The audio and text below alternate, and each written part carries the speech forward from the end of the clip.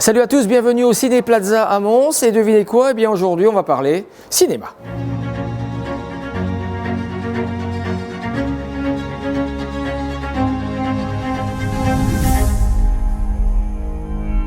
D'une salle obscure à une autre, il n'y a que quelques films, ceux proposés par les rencontres du film pour la jeunesse à la Louvière. C'est le meilleur du cinéma accessible pour la jeunesse qui est programmé. Le moment fort de cette 6e édition, la projection de Moi, Capitaine. Dans la vraie vie, il s'appelle Fofana. Fofana Amara. C'est son histoire qui a inspiré ce film et son héros. Si jamais tu conduis le bateau, et t'emmènes toi et ton ami. Je ne suis pas capable de conduire ces grands bateaux-là. Il y a beaucoup de personnes, il y a des vies, il y a des enfants. Dans le film, c'est Seydou, migrant et promu capitaine d'un bateau de migrants dans la traversée vers la liberté.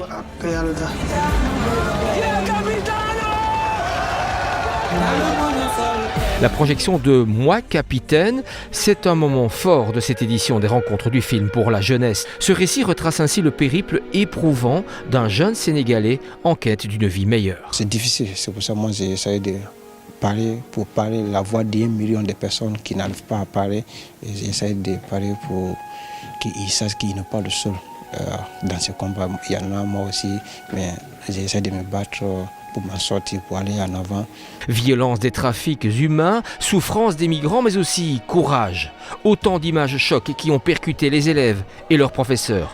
Le moment fort, la rencontre avec Fofana Amara. Cet homme qui est ici avec nous, je le trouve extraordinaire parce que avec tout ce qu'il a enduré, après la prison, après ce qu'il a vécu, le bateau, le stress, il a su se montrer. Et encore aujourd'hui, il est là, avec tout ce qu'il a accompli. C'est incroyable en tout cas. Moi, j'ai bien aimé le film.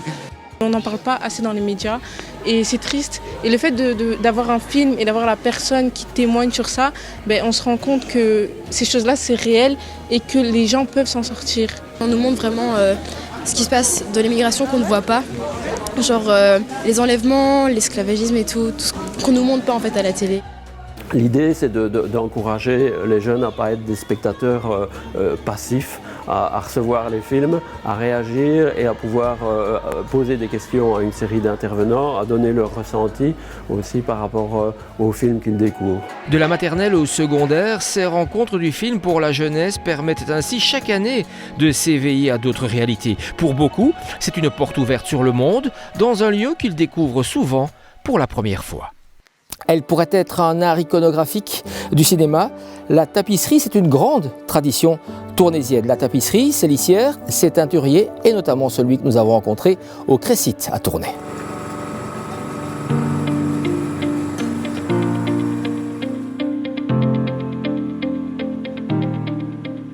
Le Crécite est le dernier vestige de l'école des textiles, à savoir que c'était un centre d'essai et d'analyse pour les entreprises.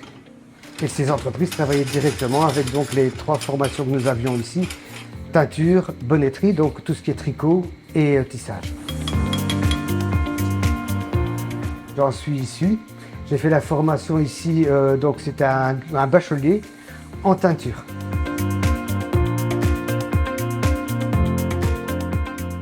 C'est toujours un travail de perception entre l'artiste et nous, le côté technique où on doit se comprendre. On a le même langage après, on essaye de s'adapter.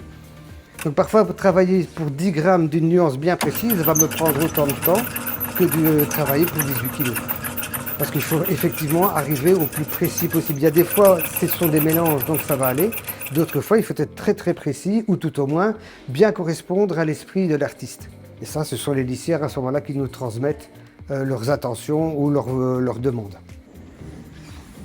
Tu vois sur les différentes lumières.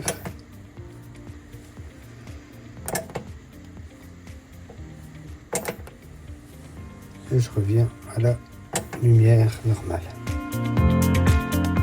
La manière de faire technique, qui est notre domaine, le côté artistique en est un autre. Et donc cette proximité est importante parce que présenter l'échantillon au quotidien, le retravailler ou tout au moins arriver à des phases de production après, en fonction du temps aussi, est important. Donc oui, au quotidien, nous avons cette relation avec les lissières. Donc ici, c'est l'illustration de ma référence. Là, c'est mon premier jet de production que je vais retrouver ici, qui va me dire que je ne suis pas encore assez foncé, mais je suis déjà très proche dans ma cible de teinte elle-même. Donc j'ai ajouté la proportion de colorant nécessaire pour arriver à ce deuxième niveau. Je suis bon en intensité, je suis bon au centre. Je fais une dernière vérification de mon échantillon final après rinçage et on voit qu'il y a très peu de différence. Et là, j'arrive à une valeur de 0,2 alors que la tolérance est 1. Donc ici, on a vraiment le jumeau. Donc, ici, je suis un peu trop gris. Je vais l'aviver et remonter en intensité pour qu'il soit un peu plus bleu.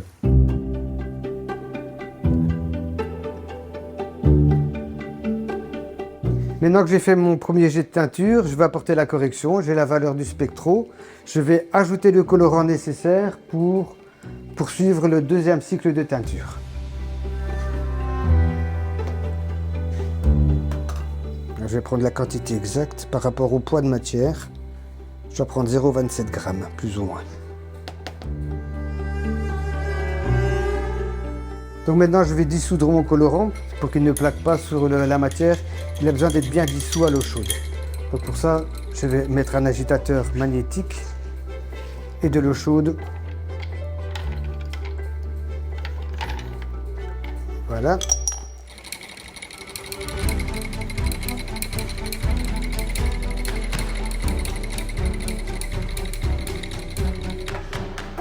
Donc ici, je suis à 100 degrés et je vais agiter la préparation.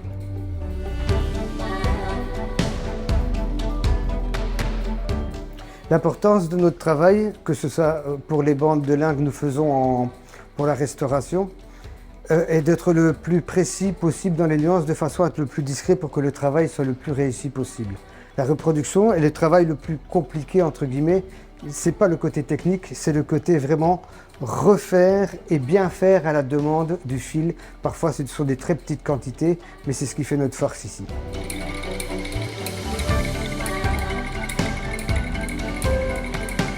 Mon échantillon est donc prêt, je vais le réintroduire dans le panier adapté pour ça. Voilà. On l'installe, on le remet ici, on verrouille.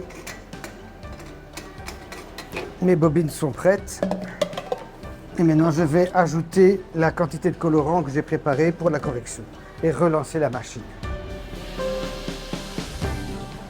Mon colorant est maintenant dissous et prêt. Je vais aller l'ajouter dans le bain de teinture, dans le bain de préparation et relancer une programmation. Le problème de la couleur passée, c'est que comme elle est passée, c'est souvent dû à un frottement, ce qu'on ne sait pas reproduire avec des nouvelles matières. Par contre, arriver à trouver la bonne nuance la plus discrète possible pour que l'œuvre soit bien restaurée, oui, c'est important.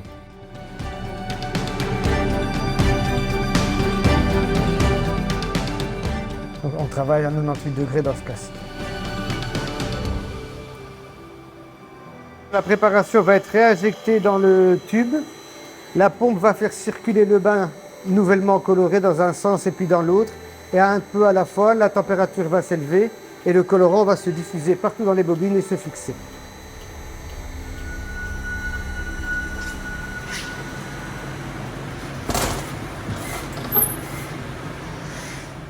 Générique de fin déjà pour le CDLP de cette semaine. Vous pouvez évidemment nous retrouver sur vos différents écrans et nous, on se revoit la semaine prochaine, même heure, même chaîne.